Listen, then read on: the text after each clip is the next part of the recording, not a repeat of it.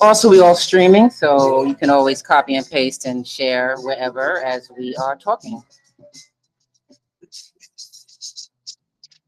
Starting in a few.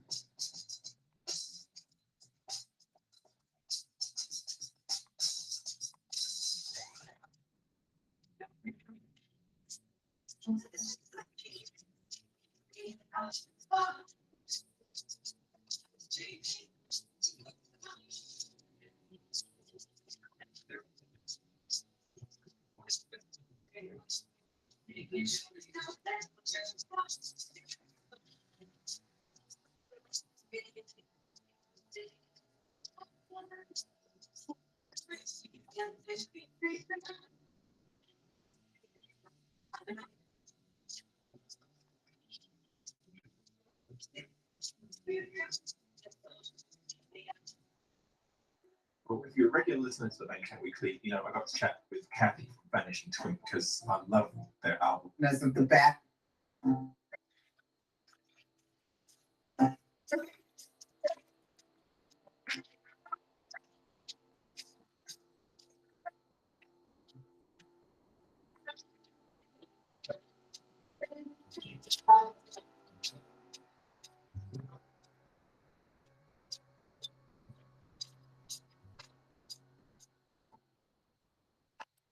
All right. So is Charles coming, Kyle, or just me and you?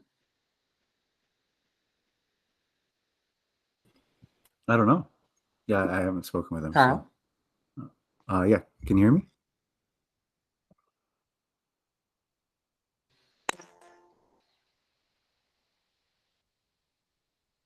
Can you hear me? Am I audible?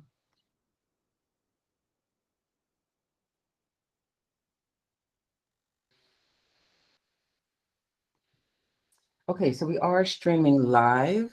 Kyle, let's make sure I have you. Yep. Oh, Yeah, and Kyle, if you are talking, I can't hear you. Johnny says he can hear you, but I can't for some reason.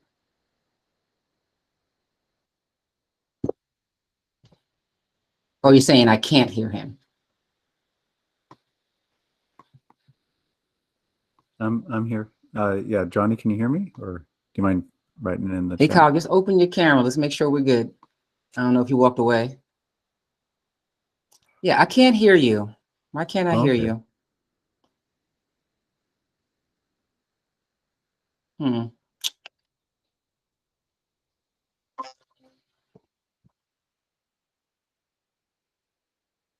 We are going to need to hear you before we begin. I cannot hear you. I don't know why I would not hear you. Johnny, do me a favor and just open your mic. Let's just do a test to make sure I can just hear in general. Make sure it's not me or.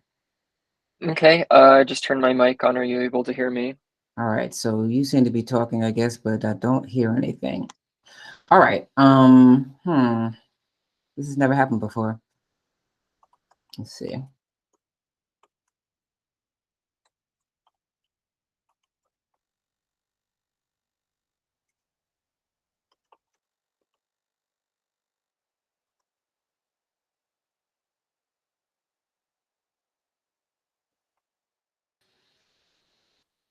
I'm weary to refresh. I feel like it might kick everyone off. Sometimes I have an issue if my computer connects to Bluetooth headphones.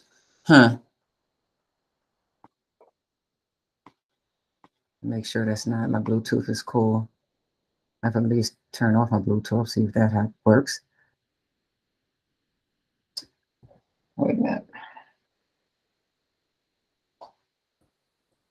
Can you hear me now? Damn. All right, I'm going to try something. If all goes to hell, we're just going to come back in on the same link, but I'm just going to refresh my browser, okay? It might be something simple as that.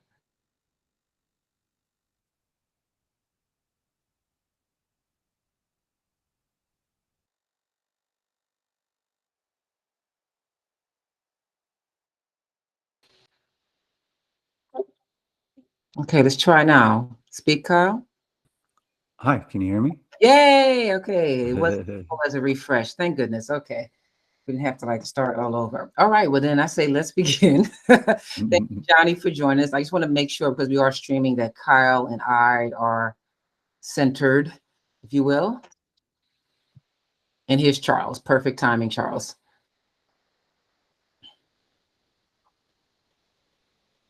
Just let him come in. I just admitted him.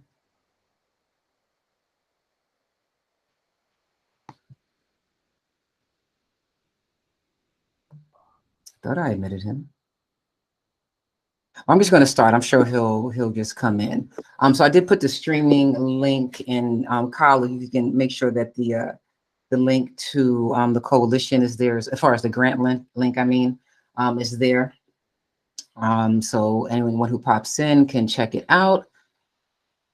And just so you know, I usually, like I said, I'm streaming it so that link you can use for your purposes, fast forward it wherever you want, share however you want. I also record, which I need to do. So, and I'll just send the link. It usually defaults into the Google Drive, and I'll just send you the link to that. And again, do with it what you will. Sounds good. All right, cool.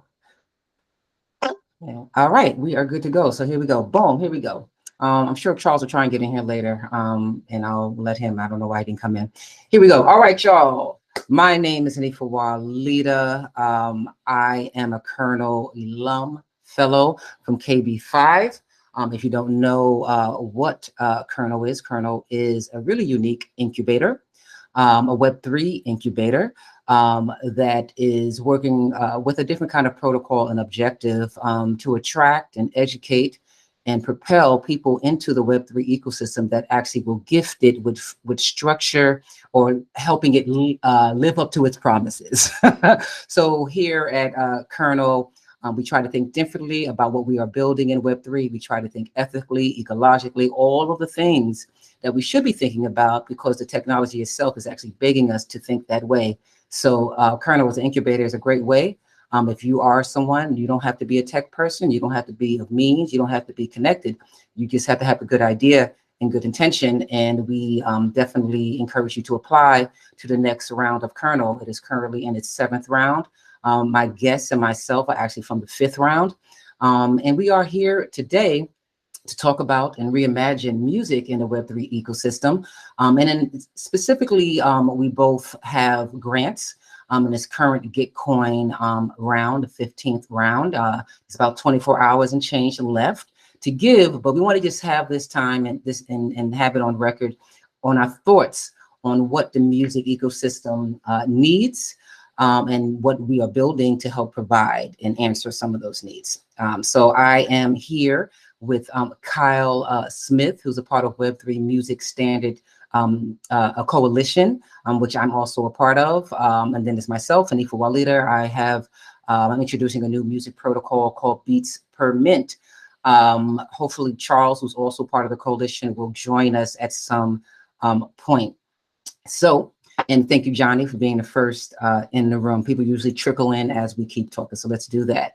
Let's begin with the coalition, because the coalition is really unique, and understand that both myself and Kyle and Charles are coming from having spent a good amount of time in the industry from different perspectives. But in doing that, we understand that the industry does offer certain templates and standards that have worked for us, aside from the rhetoric that is usually spoken about the industry, the music industry in particular.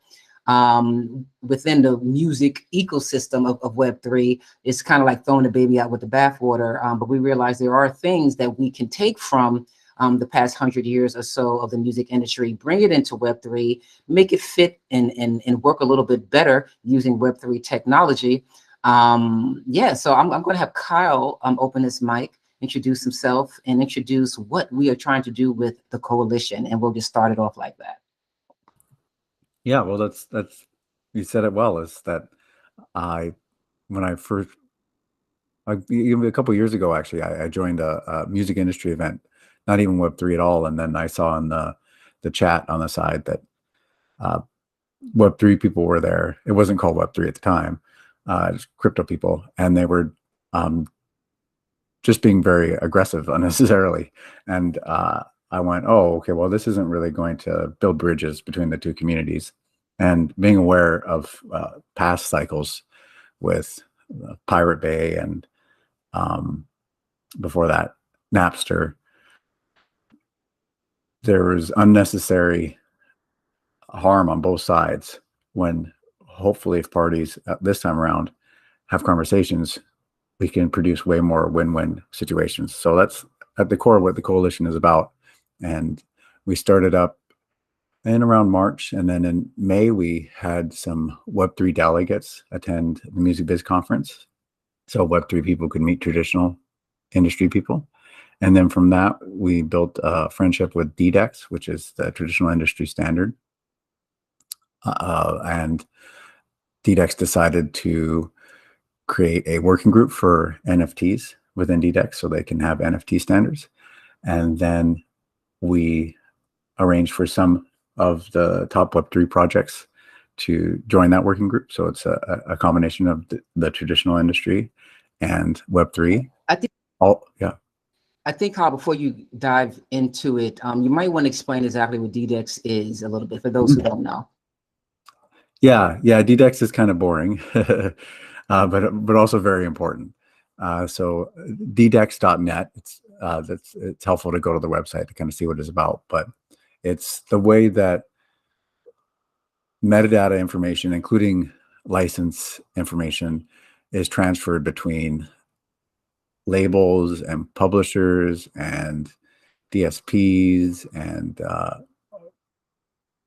all the digital players, really. So DDEX came about when iTunes started, and it's very difficult to get the music industry to agree on anything as a unified group, but DDEX has succeeded at that. So many times there's been attempts to have a international database that everyone can look all this information up on, and those attempts fail. So the closest we can get, it seems, to having a unified database that everyone can look up is to have a standard that DDEX has created, multiple standards, and that's based on one-to-one communication. So it's actually very different than the way blockchain works, where not only is it a unified database, the blockchain ledger, but it's also one that's permissionless. People can, anyone can query it. So the traditional music industry is, for better or worse, on the opposite end of that, where there isn't even one database, and the databases that each party holds, they're only willing to communicate little bits of those databases at a time in one-to-one relationships. Hey, Charles. One-to-one relationships with each other. So the idea is that we don't try to change the industry, Buckminster Fuller type thought process, where we just create a new system, which is already happening in Web3, but we do encourage the traditional industry to be oracles where they want to be oracles, and where the Web3 industry wants to use them as oracles. So it's opt-in for all the different groups, and we'll see what happens with these standards. But everyone that's in the working group, it is definitely the traditional industry and Web3 industry together in a working group, with all the parties involved having actual projects on the ground. So the standards will be built out for real use cases, not hypotheticals. And yeah, just give example of a standard. I just want to make sure those who might be chiming in who don't know about all of the minutiae that the DDEX, and like when you say standards, what exactly do you mean? Yeah, so it's actually kind of simple, but when that data is communicated between parties, there's kind of an expectation that if someone is looking for a piece of data in a certain place, it'll be there. So just like with an email, we expect that there's a subject in an email. And so when we get an email, we grab the subject, and that's all automated, right? So if we don't know where things are, because there's all these different schemas, then it's difficult to automate it because we don't really know where to look. We have to basically, every single new message we get, actually manually determine where things are. So what the standards do is they allow, or they basically create a handshake where everyone knows the exact right way to handshake with each other. So then that information can be exchanged between these databases that themselves might have completely different structuring than the other database they're talking to.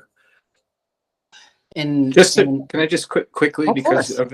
of Kyle, one of your the example of the email and the subject line, it's a tricky one, and I think I get what you mean in that context, you know, but it's not. So you're talking. What I think about right away is conversational threads in emails, and the drifting subject line, and maybe I'll just leave it at that because it's a huge topic and it's a big pet peeve of mine, but it's not quite that simple. But maybe that's just that example. Thanks. well, let's do like a Yeah. use case. And right now, Web3 is kind of its own ecosystem. Let's say as a Web3 artist, I want to expand my revenue streams, or just my where I'm seen in the world, other than on the blockchain, or just selling an NFT, I get some money, what have you. But we know, there are licensing, but you have to be found, right? There has to be a database or somewhere where traditional industry, or those who look to industry to find music for, I don't know, sync rights or what have you. I'm using it as an example in what you're trying to introduce. What we're trying to introduce is a way to bring Web3 in the fold, so that it's a part, in other words, almost like a legitimizing of Web3 musicians. Like, we make music too. And just because there is, it's not like, oh, someone owns our NFT, the only one has access to the music. It's really just bringing a means of bringing all of us into this larger database. So as we grow in value, by whatever means people seek us out, there is like DDEX or what have you to find us. Am I kind of breaking that down right, as far as like a use case scenario? Yeah, and I think hopefully this is stuff under the hood, and so people don't really have to care about it.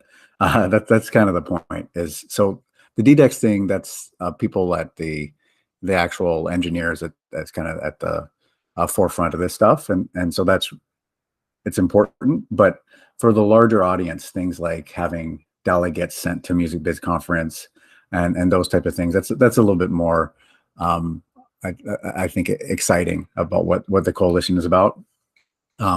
Even though the DDEX thing is arguably more important, it's also very, very technical. Like, so for instance, the standards in DDEX are, some examples are work notification and licensing. That's a standard. Recording data and rights. That's another standard.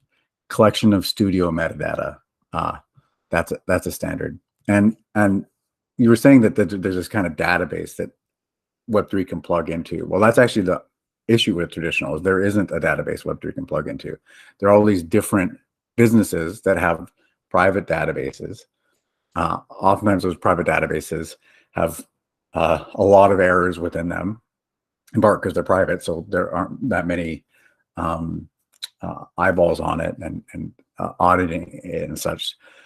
So a big part of it in the traditional industry is when someone buys someone else's catalog, they have to bring that other database in and then do a bunch of cleaning for the database while they import it into their own database system, which is a whole nother schema. So what DDEX has done is they haven't tried to fix that, which the traditional industry has tried multiple times to fix it. The most famous example is Global Repertoire Database. And they spent millions of dollars and then it ended up just fizzling. And part of that is because a lot of people have careers based on being intermediaries, kind of dealing with all of these issues of the various. Well, I guess in that way, the traditional industry is very decentral. It's like maybe on the problem side of decentral. It was decentral before Web3 was decentral, but it's really private decentral, right? So DDEX has done kind of the best that can be done, it seems, in this space. And it basically says, okay, if your database, whoever you are, your database, your private database, you're not sharing with anyone else. If you want to talk to another private database, they're also not sharing it with anyone else. that conversation you have between the two, that language, that we'll all agree on. So then you take your private database, move it into that language, move it over to that other party's private database, and then they, with that language, or you don't even move it over to the other private party's database. You just hand it to the other party, and then they take it, and then they put it in their database. So there's, right? Yeah. Yeah. Oh, you're on mute. We won't stay on the technical too long, but Yeah. just to better understand the, it's more so Web3 being a part of DDEX and or having DDEX aid us in that communication between all these other databases that industry has. Yeah. And so bringing us to the basically, table, essentially. Bringing us to the table, essentially. Yeah, so Web3 can chat. So if Web3 wants to integrate with Spotify, if it wants to integrate with performing rights organizations, to the traditional industry, Web3 is just another one of these private databases, even though we're building it out to be finally that global repertoire solution that the traditional industry has tried so much. But that's going to take years and years of building up copyrights. And I've heard some people say, well, the amount of copyrights that are building out per year are way faster than what's traditionally happened, right? So there's so much more content. It's this exponential curve within the past few years of humanity than all the other years of humanity combined. That is true, but it's also not recognizing that our traditions are always going to be very high value. So something like a Led Zeppelin song. If anyone wants to interact with Led Zeppelin, that's going to be in that traditional world. It's not going to be in the Web3 world. So over time, 100 years from now, sure, we won't. That other stuff will be such a small part that it won't maybe matter so much. But nowadays, if we want to have any type of relationship with what's already happened and not just totally cut ourselves off, then there needs to be this dialogue back and forth, right?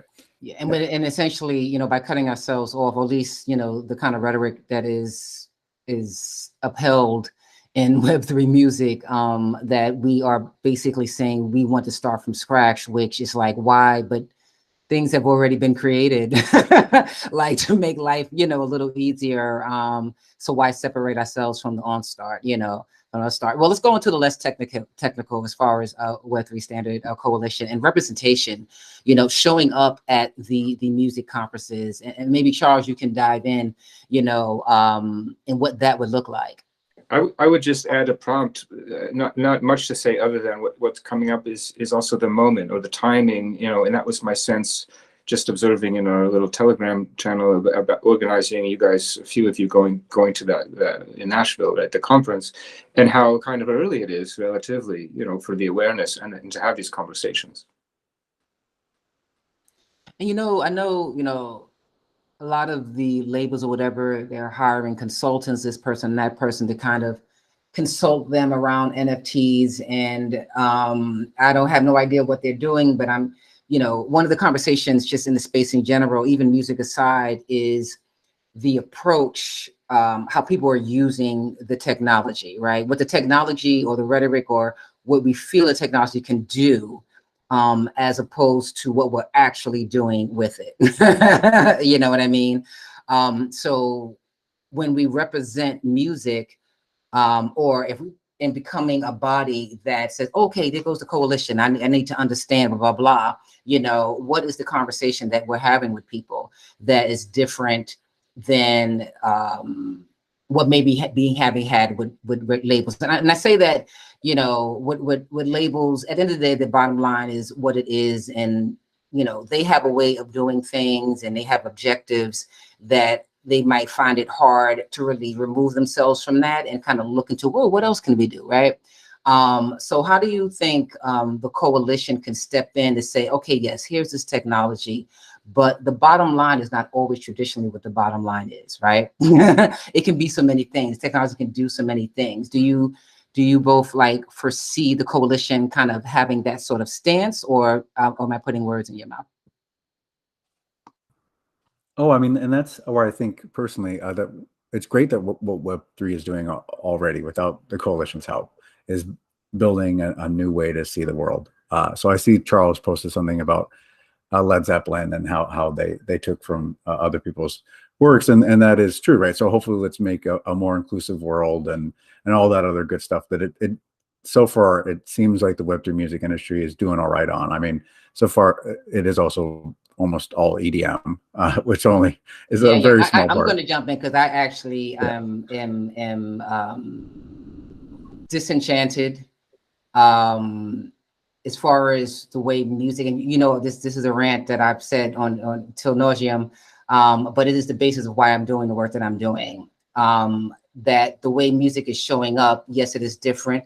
I would even say refreshing, but it's such a skewed market. Like for instance, and I think it feeds into an already wounded psyche with artists. So for instance, the going thing is, oh, as artists, we can now set our own value. You know, who says we're a few cents every play? We can now say we are valued like this. That is so, excuse my French, but that's such fuckery because because no, you're not setting anything. The market of crypto rich folks are allowing you to charge 300, 400, whatever the amount is, but the market is not a real market, you know, because the masses is not in here to really balance it out.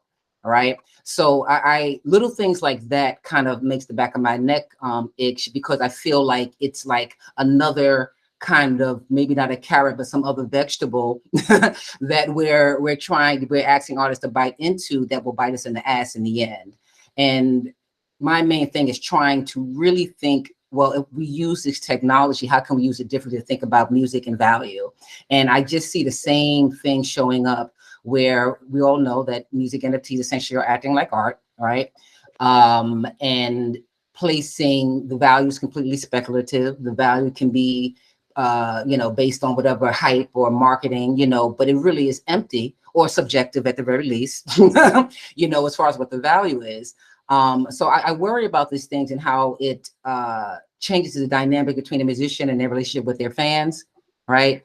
I'm worried about this, and still this difficulty of onboarding, you know, the Web2 fan base you may already have, or trying to accumulate is almost damn near impossible under this market system, the singular market system, which in it itself shouldn't be singular, because musicians' default is having multiple streams of revenue coming out of the wazoo. Where's the money coming from? All right. But now we're just focused on these collectors. So that drives me crazy. And also, you know, my friends, like something that even predates all of the waves of web, and that musicians, at least from the start of the record industry, in this whole carrot scenario, haven't really been able to do, is one, move beyond this kind of American-centric thing, you know, seeing their career beyond these waters, right? And vice versa, those who are across the pond thinking that to make it, you have to get in the American market. That's their problem. But also,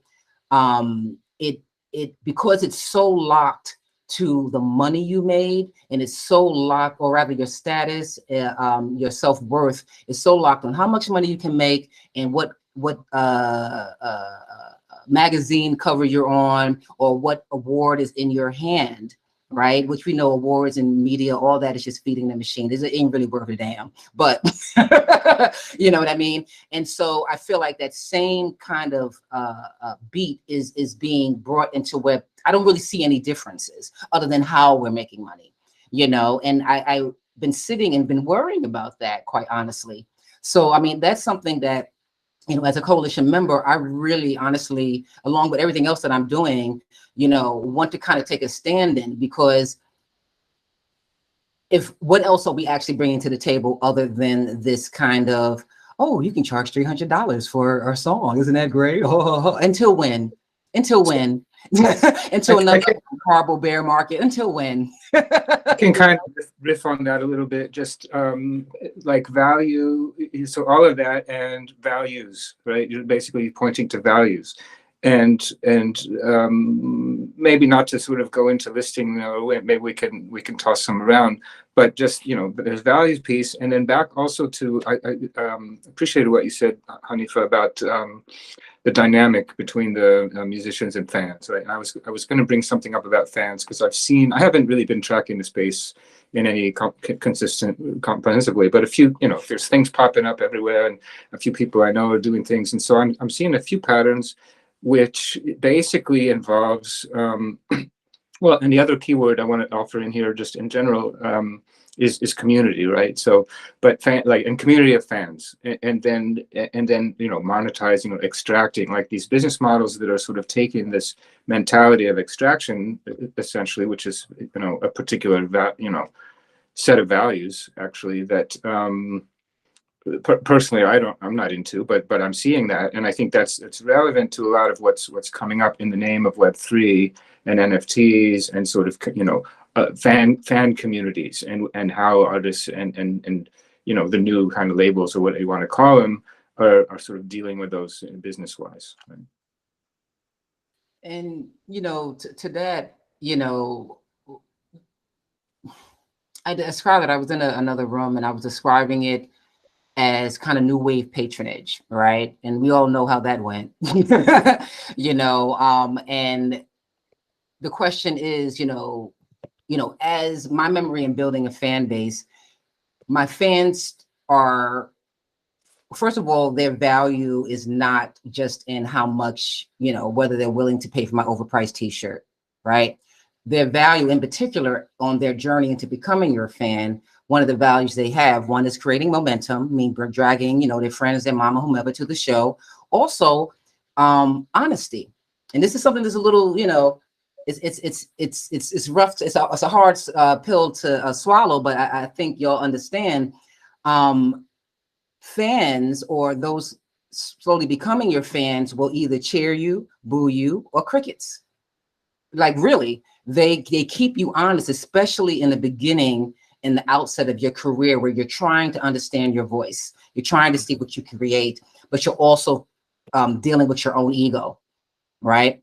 And if you're in this echo chamber, where this kumbaya, dare I say, echo chamber, where everybody, oh my God, you're so great, like, oh, I'm like your mommy, good girl, good boy, there's no one giving you crickets. There's no one being brutally honest with you, and that's one thing. And I've been booed off the stage, but I had to come back. I had to reassess in the moment.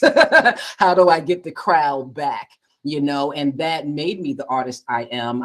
And I also to this day can take, brutal constructive criticism. And I can tell the difference between constructive criticism and someone who may have an agenda, as opposed to just thinking someone has an agenda, because my ego is getting in the way. And that's something psychologically I'm seeing in this space, a little bit of a lack of being able to take constructive criticism. And so I say that to say that, when we're, thinking about standards, yes, we're thinking about how we're going to communicate with, the traditional industry and say, this is who we are, and here's our, we're now communicating, but we don't want, I would think we don't want to communicate, but we're not standing on unique ground. So like, what does communication even sound like? Are we just sounding like them or whatever, or they're coming to us saying, okay, this is what you all are about. Let's negotiate this, that, and the third, right? But I don't think we really have anything that unique other than musicians able to make a lot of money on singles. And let's not even talk about how everybody just has a single. Let's not even talk about that.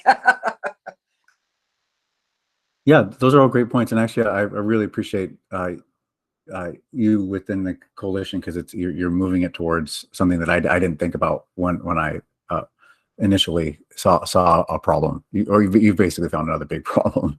And so I think that the thread for it all is that I believe that if we humanize each other, then we're better off, like just generally speaking, in all circumstances, and that requires conversations with other sides. So me seeing there's crypto people getting basically saying, we're going to take over your industry, and that thing a couple of years ago.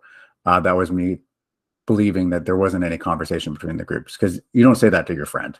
right? If you see that person as your in group, you're not going to have this sense of that you're going to take from them. You have a sense that you're making something bigger and they can be part of it. I mean, let's hope that's what friendships are about.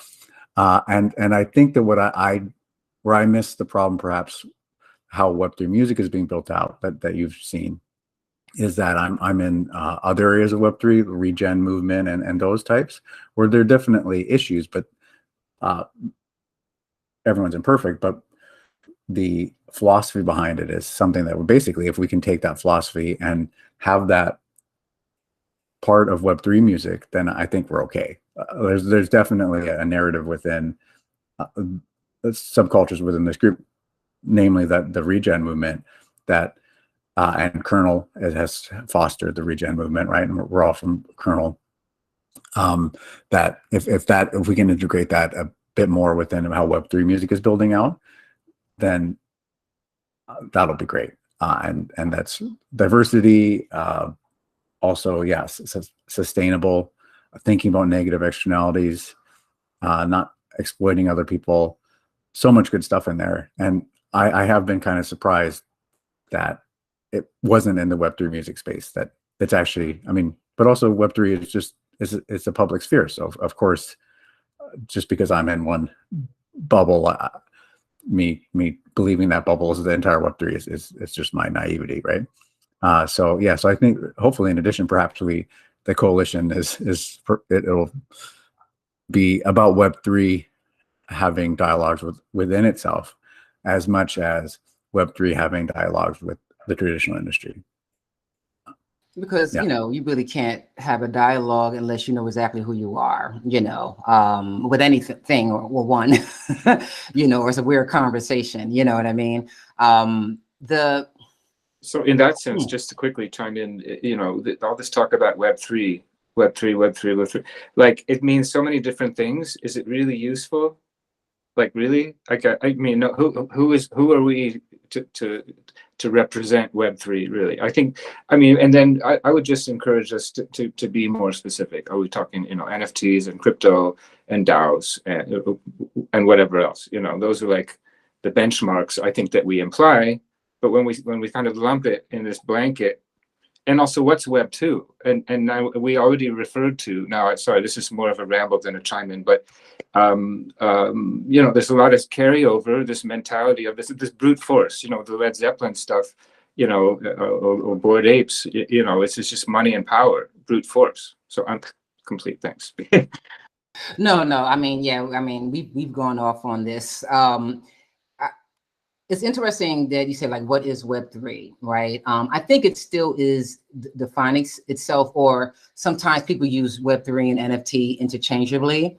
There's one reason, like with the project, the collection, that's a part of my grant, this whole Beam Me Down music, just really quickly, it's basically a collection. It's a 3D collection where it's kind of satirical, the world's fucked up, we need some alien intervention, in particular around women's rights.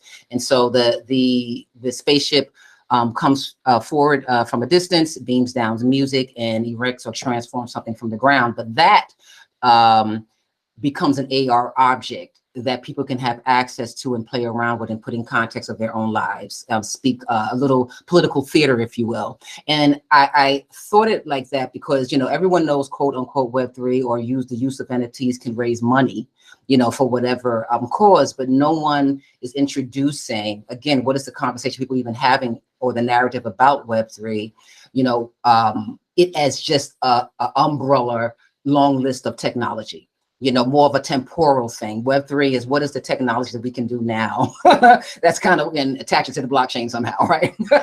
So it's like, okay, AR is one of those things. So that's what we thought, like, okay, well, AR can solve a lot of problems, and we can introduce not just the music, but change the conversation people are having with Web3 from this whole financial thing as, oh, it's a tool we can use. And this is one way we can use it. It actually can impact my life, that can create accessibility and, say, a protest, not for nothing, safety, that can create momentum, in a protest before a protest even begins, that a single person can make a political statement or create political theater, in their own neighborhoods or wherever they're, bureaucratic institution is, the political institution is, what have you, whatever the case may be. And that is also another means to introduce people to this space without it always being around, can I make some money? Because this is a conversation we was having in the DEI space. Is like, if people, in particular, traditionally marginalized folks, come into this space on, how can I make some money? There's also a desperation behind that. And as we all know, when you're coming to something, wanting money, and there's desperation behind it, you will quickly get tripped up, scammed, rugged, all of the things. And then you go back to that same community and say, oh, this place is about some bullshit. So then that makes it just that much harder for us to onboard people to the actual technology. Is people are just choosing to use it to make a gang of money on some inflated value that really isn't there. It's just subjective, right? Which that is very 20th century capitalism. We've seen it, so like yawn, yawn, yawn. Great, I'm glad you're making money, but you're not helping the technology do what it's promising to do. It's back to the values. I'm sorry, Back say to again. the values piece again. But that's a, you know, that's a hard conversation to have when people have money in their pockets. And for me, you know, money is a byproduct, right, of effort. You know, the money's going to come. Money is just an exchange of energy. It's going to find its way to you. But I would want it to find its way to me that is aligned with my intentions in this space. You know, yeah, I mean, I could rant on forever about this particular topic, especially with music, because I am seriously a little bit decided concerned, but I'll use this as a little bridgeway. This protocol, I kind of call it also like a feminist infused protocol, or proof of time, because I use time as a common denominator. And it's a protocol that's going to be built on top of a subscription NFT, but not using a subscription in the way that we normally do it. And so I just want to address four main, there's a lot of them, but four main pain points. That's basically, you know, affordability, ridiculous. Our relationship with a fan base, or the ability to actually grow a fan base, as opposed to catering to collectors. You know, you can love them, but they can't be it. Also onboarding our fan bases from Web2 in a lot more, in an easier way, based on trust and experience. And lastly, something I mentioned earlier, where it can enable and empower musicians to truly have a foundation in which they can imagine the trajectory of their career outside of these kind of capitalistic candies. You know what I mean? And really, what can we do with that? You know, I've been privileged to travel the world and been introduced to all kinds of music and musicians and collaboration. So, and at a very early age, so my mind was opened up. And so when I come back home, it's always like, womp, womp, womp. Wow, y'all really don't know what's out there. Huh, interesting. You know, I mean, I've never gotten a Grammy, whatever, but I don't think I'm that kind of artist that would get a Grammy, but I am rich in experience, you know, and that really does count for something. And to kind of, you know, preach on that pulpit, you know, or, you know, with that is kind of my thing in the space. I really want to drill it into people, and I don't want to sound like the, you know, the auntie. Hey, auntie. Nice. but I am, you know, and I know what it is to get your mind fucked. I know what, and I know the minutia of how that can happen. And if you're a young musician or young in the game, you know, you may not see that. It's easy to be distracted by the advance, right? It's easy to be distracted by a lump sum of money, all of that. So anyway, that being said, so the protocol, you can go to the grant and really break it down, but it is addressing those four pain points and using subscription to, so say, accessibility. Now, well, let's have a limited subscription, because nobody wants another unending subscription. Please, no, please don't. I can't. So a limited subscription, and it's project based, so not single based. So a project can be an album, a project can be the planning of a tour, a project can be a collaboration that you're musically making something exist in the world that wasn't there before, whatever that. It can be an infinite amount of projects that's music related, but the projects take time to create. So now you have a subscription that's based around whatever that time set is. And in that time set, now you can do a few things, right? One, you can break up that time where people can essentially get the NFT instead of burning it at the front end with all the speculative value. You're creating value over time. It's being affirmed by the creation of your community over time, as opposed to you as a central body saying, this is what's valuable about it, you know. You know, in the you know, your fan base can buy into it, and it makes it easier to onboard, because honestly, you don't even have to say NFT in the beginning, right? You can simply say this is subscription to experience. Right. And in that time, now you're creating trust. Now you can slowly introduce this idea of NFTs. You got to get your wallet ready, blah, blah, blah, blah. Now there's more trust. You won't get all that pushback, like, I heard about that crap type of thing, because you're already experiencing it. And through the installment plan, you're essentially paying for it. You just got to be ready to mint at the end, you know? So I really enjoyed the journey of using time as a common denominator, repositioning value away from this kind of old school capitalist inflated value. Really doesn't mean shit only because I say shit and I'm so-and-so or whatever, you know, but it's not really giving true value in the world per se, or where maybe it feels fleeting, you know. That is just the impetus of doing all of this. And I'm really excited. And so how the collection and the protocol come together, which the grant embodies, is that the collection itself embodies it. So we have these spaceships that we're going to introduce to subscription at the end of the year. But that's going to be the timeline that it'll be actually ready. The beta will be up at the end of the year. And over a course of probably 6 months, we're going to be slowly giving people who are subscribing to it access to all of these derivatives of the main ship. So access and derivatives mean what it looks visually, the music that's coming down from it, and what it's erecting from the ground. And people can play it with it. Then now, as the community grows during this time period, they're also doing another thing that artists need. They're becoming the marketing machine, because now they can capture and they share and blah, blah, blah, blah, all the things that people do, but they don't own it yet. They don't own it yet. It's still an installment plan, but the subscription experience is you get access to play around.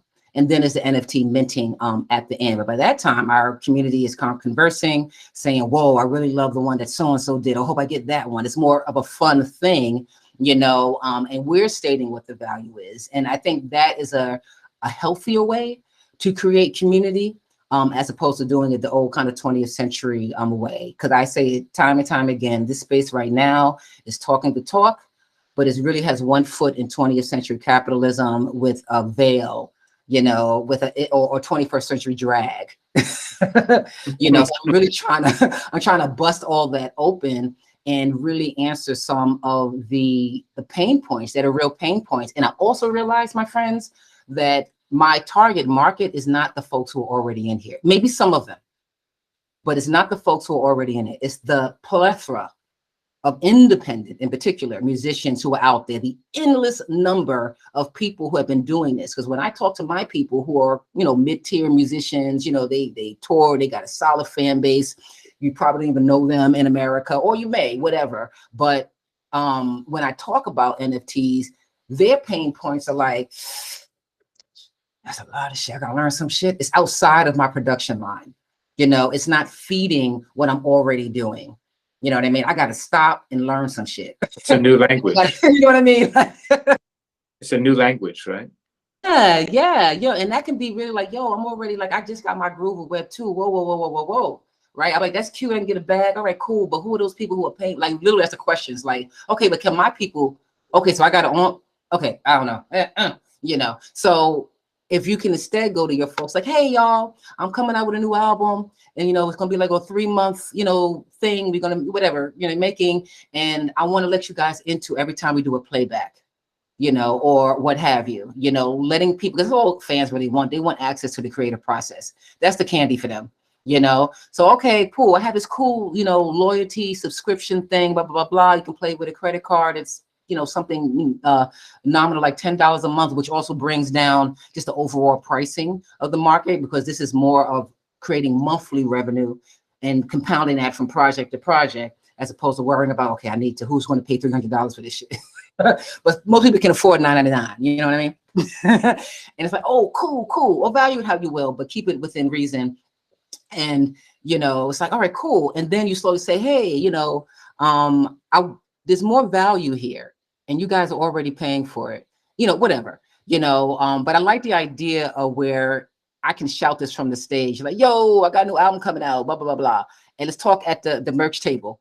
I want to give you a QR code to get down with this, and it just brings them wherever, like that. And I'll sign the QR code, whatever, like, that thing that's already in step with how we already engage with our fans from the stage, at the merch table, via social media, of course. That is like that for me. And when I said it to a friend, I'm like, okay, now that makes more sense. It makes more sense. It's like, okay, so I don't got to stop the show. The show goes on. This is just something added to the show. This is the encore. You know what I mean? All right. But that's what I'm trying to do with Beats per mint. Let's talk about Gitcoin. First of all, how are we doing? How are we all doing with the grant, with this round? I'm going to have to jump in just a couple of minutes, but just to mention. But yeah, go ahead, Kyle. I'm sure you can speak on that. Yeah.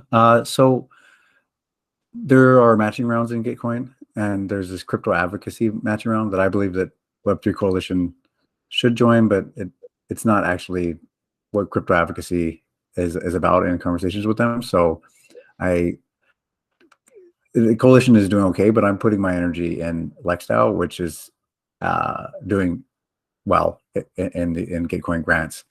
It fits those narratives a little bit better that groups have to shoehorn in kind of a bit. And Web3 Coalition is being administered by LexDAO anyway, because LexDAO doesn't actually have a project, right? So the idea is that since LexDAO doesn't have a project, it's not trying to move Web3 music in a certain direction so that its project does really well. It's providing a space so that all the different projects can kind of be different lab experiments, right? And what I'm realizing from this conversation is it does need to also include the values that regen has and all that. So within Web3, so it's not just a conversation with traditional industry. It's also a conversation with Web3 music, how Web3 music is forming, because it actually is. It seems for the most part it's forming as the people who didn't win in the traditional industry just trying to remake the traditional industry with independent artists. So it's just kind of right. So we actually want to have a differences, right? So I really appreciate what you're experimenting with, because it is something that is not remaking the traditional industry so much. But in any case, I'm going to so duck basically, out. yeah. Okay. Sorry to interrupt. Just to say thanks for putting this together, and go Web3 Music Coalition, go Gitcoin, go Midlist, and beam me down, and the platform down. So that's we're just about to launch actually the finally first publication, and there's also a Gitcoin grant there, and anyway, I'm out, but much love. Thanks. Yeah. So basically, yeah. So LexDAO will continue to carry the Web3 coalition forward until later down the road. So please visit the coalition grant to see what it's about, and definitely every donation helps. But also check out LexDAO's grant. It's LexDAOgrant, one word, .us, LexDAOgrant.us. And that's actually, for this round, that's probably the better place to put just like $1 or what have you. And then down the road, Web3 music, probably when there's a music round in Gitcoin, that'll. Are they going to, have you heard through the grapevine? Are they trying to have a music round? I haven't heard yet, but I expect when things hit a certain point that there will be some kind of music round. But yeah, not yet. But basically, when's the Overton window? And I think the coalition is really early. And so right now, it's more important that we get sponsorships and such. So when we go to events, that's way more valuable with our time. So the Gitcoin grant's fine, but really, what we're prioritizing is still being nurtured by LexDAO, and then when we have events and such, reach out to sponsors. And Panbala has been very supportive. Lobby 3 has been very supportive. NFDAO has been also. So that seems to be the better path at this point. But as far as ethics and values and such, Gitcoin is fantastic. So the whole giving economy That is great, and that's one of the reasons Kernel first started within Gitcoin, the Kernel community we all really enjoy. So that's where I see Gitcoin fitting in right now with the coalition. Yeah. I'm glad you brought that up, because I actually started, and just so you know, Johnny, I'm not sure if you're thinking about doing a Gitcoin grant, but I started, FYI, and please chime in this channel. I'm trying to get everyone who has applied for Gitcoin grants, had whatever levels of success with Gitcoin grants. I created a channel called Gitcoin Grants Prep, because it's something I wish I had in the beginning. Because the first time I applied for Gitcoin, I got turned down because I didn't read the guidelines well, basically. In this round, I have learned so much how exactly quadratic funding works. So, and I have heard of Panvala as well, and I'm going to be getting, like, my preparation for round 16 is going to look completely different than how I prepped for this round. You know, I know exactly, like, oh, this is how it works, you know, or how I can be more successful rather at it, you know. I'm actually going to do a last pitch, because one of the things that I realized is I was getting donations verifying with more than one, you know, verification or what have you. And so at some point, though I was getting donations, my matching started going down. And at first I didn't really understand. So I blew it up. And, you know, but now I better understand. But it's all those nuances of how to truly prepare, you know, for this round that I think I really taught. It's somewhere in the fine print, but it's not really. So I did start a channel. Again, feel free to chime in. So when KB7 comes around, all those who want to go for Gitcoin, there's a place they can really ask questions and have resources like Panvala, who's also Kernel as well, you know, and to really maximize their efforts so they don't get disenchanted. You know, because this was a really exhausting round for me, you know, because most of it was learning, you know, and if we can avoid that for other folks simply by educating, then all the better, you know. So with that being said, we may be, unless Johnny, unless you have any questions or even comments, anything that's been said here. Otherwise, we will bring it to a close. I just wanted to chime in and say that your comments on time as kind of a new source of, or a new kind of economy in music is really cool. I took what you said and kind of started brainstorming with it too, because one of the things that is so such a turnoff for Web3 for so many people, especially after this last bull run in all projects, is that it's monkey pictures that cost 500 grand. Everything is very money focused, and it's only accessible to celebrities and people who got in crypto early and have tons of money.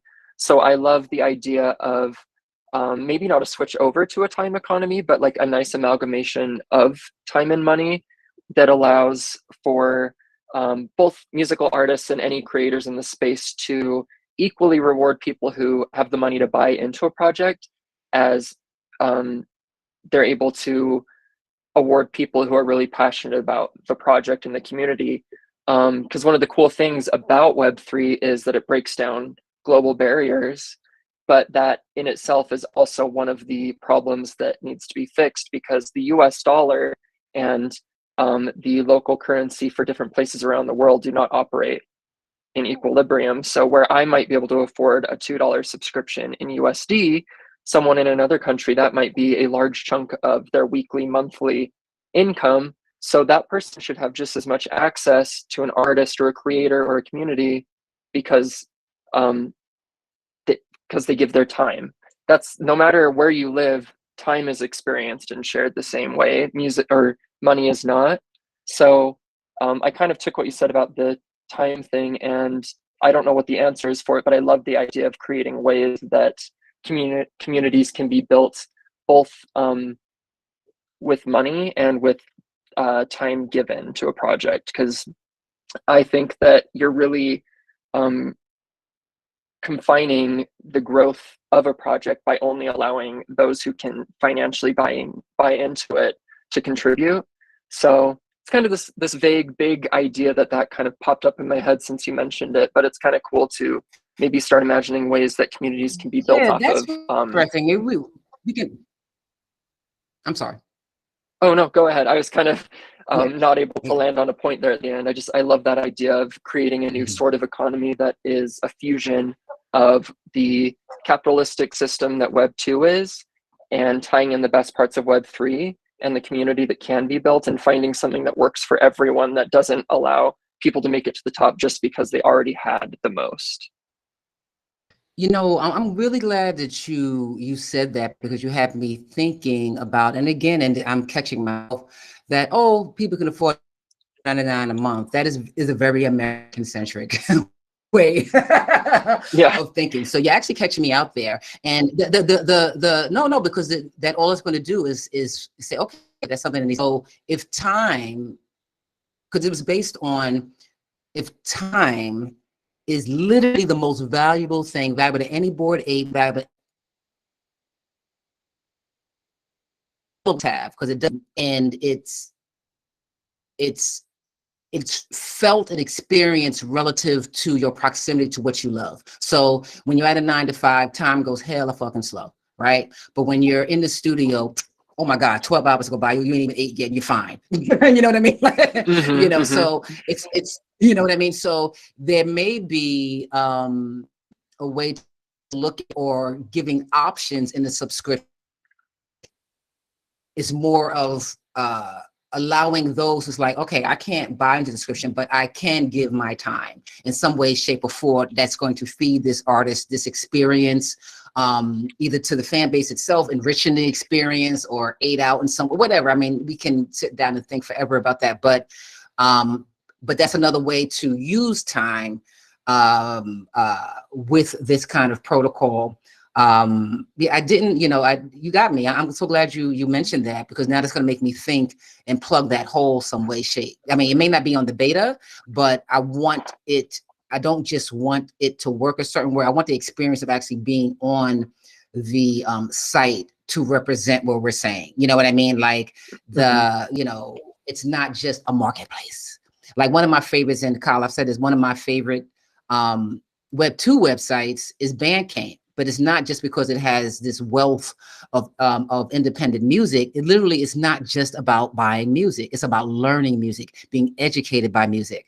I've learned about so much new music just playing around with Bandcamp. You know what I mean? That's the only I won't say it's the only one I found that has such a healthy, genuine respect for independent musicians. I love that they make on Bandcamp that the portraits of whoever they're interviewing, like that, because most independent musicians gotta, you know, do whatever they need to do to get on somebody's Rolling Stone, which they never do, but you know, somebody's magazine or whatever, and that's cool. Saying, no, I just like your music here. You know, you need to be upheld. You know, it's the love of curation. So that's something that I want to bring into the protocol, that it's not just about, or the site, more so the platform, is not just about selling, you know, and also honoring that we have not sold it. And you understand this, Kyle, we have not sold music since maybe the early 2000s. What we're selling is we're commodifying culture. That's how they're making their skrill. Yes, streaming, yes, but you know, the commodification, of course, that's why there's 360 deals. They're trying to get everything of the output of that artist, which essentially is culture. You know, and that's something that I think a lot of musicians in this space don't understand. And so you're trying to backtrack and say, not only are we going to sell music again, we're going to sell it for this astronomical price. Okay, as opposed to going forward, this is lick the wounds. Okay, we're not selling it anymore, but what we can sell, what we can own is experience, which essentially is culture. You know, this is the thing that fans will invest and buy into and feed into. Like, I want to continue where we were going with this, as opposed to backtracking in La La Land, trying to, you know, charge what we're charging for music. I don't know. Again, I can go on and on. Yeah, that's great. And I'm hoping that builds out as well. I feel like it can be additive. So if people want to, certain individuals want to spend a lot of money on almost like a visual art version of this stuff, right? Like a painting they could put on their wall. We just like a golden record, you know, or a platinum record, that kind of thing.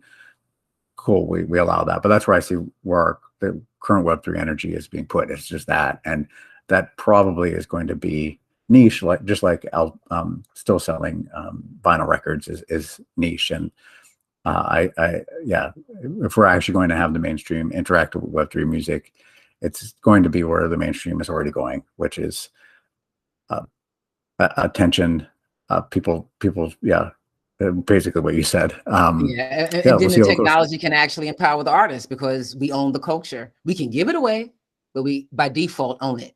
So that'll be our choice to give it away to a label, or we can use the technology and truly create our value over time and have that old school experience of creating a fan base that is literally feeding me. You know, not creating it and hoping they come up to the go to the show. You know, not creating it and just hoping they buy it when my thing drops. You know what I mean? And not for nothing, not a lot of artists will, you know, have when you think about marketing or they have to deal with marketing, it's like it leaves a bad taste in their mouth because they see it's something aside from the creative. I never really thought that, honestly. But I get it. Semantics, people don't like it, but they always think about it after the record is done. And then they're thinking about marketing. That's like, you should be marketing when you think you're going to make a record. You should be informing your people and creating some sort of access without, you know, within limits, because obviously, you know, you want a degree of privacy when you're creating music, but you can decide that. And that can, and while you're making, you can already, and give yourself real metrics like, oh my God, these amount of people already, the record's already bought. You know what I mean? And you can leverage that on other aspects of the industry that Web3 doesn't really have a part of, as far as like getting shows and all that, you know? So yeah. All right. On about this. Is there anything else you want to say in regards to the work of the coalition, or maybe something specifically that's coming up? Let's real quick add on to that. The more common, more universal, I really have taken from this call, internalized that what I thought were more universal values in Web3. I was kind of already noticing this, but this call has highlighted it. They're less universal in Web3 than I realized. They're actually kind of universal in my little niche of Web3. So that's good to know, and that's something the coalition can definitely start to integrate into its and I think we already have begun that somewhat with our mission statement, right? So it was already forming, but this call has kind of crystallized a little bit more. As far as actual universals in Web3, or closer to universals in Web3, build in public is something that's really common in Web3. And so that when you're saying about marketing, that's a way to kind of, perhaps music industry can build in public more, and that means writing the record, and so that marketing starts from the very beginning of doing the record. And then I think even more of a universal Web3 is, I see Web 1 as, this is kind of broad stroke, but Web 1 is read only, right? So some people were posting stuff on Web 1. For the most part, people were just reading and passively. And then Web 2 is read and write. So that's social media. People give their own, everyone was giving their opinion, or it still is. And then Web 3 is own. And so that's our opportunities. How do we shape ownership when everyone on the internet can own? So it's not just Meta that owns, or other the very Google or what have you, right? So right now ownership is constricted to a select few in Web 2. They own the social media platforms. We give out our content for free. So Web 3 allows for ownership, but ownership, people can be good or bad stewards in ownership. And so that's bringing, again, what Kernel is teaching with signature economies and all that we think about concepts like stewardship. And so that's, we'll integrate that into Web3 coalition, that what Web3 is about is ownership, and that's what we can tell the traditional industry. And then what we can tell the Web3 industry itself is that ownership can be exploitative still, right? So basically, well, hopefully we won't have something like work for hire, but even if territories that don't have work for hire, there's still people will pass ownership or give really unfavorable licenses, so we can help make sure that we have a more equitable Web3 ownership setup. So just because someone has the initial authorship ownership, that Web3 is going to does already allow. Doesn't mean they're necessarily going to get the appropriate amount of the pie for their actual productions. So it's a step forward compared to Web 2, where they can't even have a piece of property. But we do need to ensure that just because they have the piece of property, there's no guarantee. We need to make sure that they have a large enough percentage of that property. And obviously, though, it's important, because we do need other people to work with us, that we give out portions of the property, right? So people that just keep it to themselves, it doesn't really catch on in the community and stuff. So there's sharing aspect to it. But how's that sharing done in a way that everyone has the proper amount? And so that's I think I've said enough. And thank you very much for this setting this up. Oh, you're on mute. Yeah. Actually, I've been doing that, man. Anyway, I just want to say, I said thank you to Kai showing up and everyone else who's doing via streaming. This is just the beginning of more conversation. We need to have more conversations and see each other, you know, face still come into its own. I want it to come into its own and remember exactly who it is, you know, and the power that it is. And I think that time is coming around the corner with the work that you're doing, the work that I'm doing, and also it's not for nothing. Thank you.